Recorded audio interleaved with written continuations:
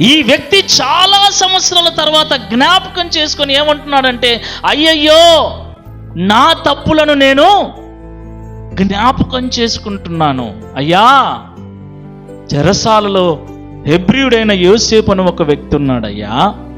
మీరు నన్ను చెరసాలలో వేసినప్పుడు, భక్షకారుణ్ణి చెరసాలలో వేసినప్పుడు మేమిద్దరము కలగంటిమి. వాటి భావము మాకు వివరించి చెప్పిన వాడు అతడు చెప్పింది చెప్పినట్లుగా జరిగింది. కాబట్టి ఒక్కసారి అతన్ని పిలిపించుకొని అతడు చెప్పే భావం మీరు వినండి.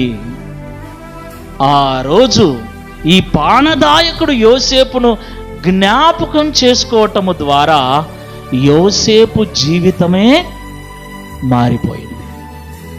అంతవరకు జ్ఞానవంతుడే యోసేపు, మర్మములు ఎరిగిన వాడే, భక్తిపరుడే, భవిష్యత్తును గురించిన జ్ఞానము కలిగిన వాడే. అయినా చెరసాలలో ఉన్నాడు.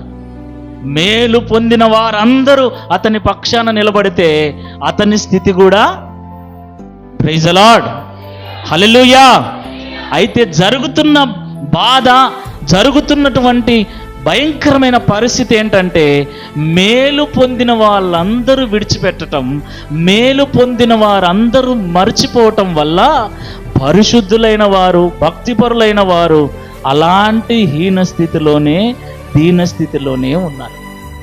వారు ఆ స్థితిలో ఉండటానికి కారణం వారు కాదు, దేవుడు కాదు. ఎవరు?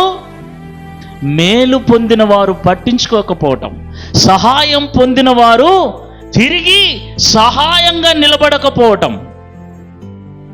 అర్థమవుతుందా?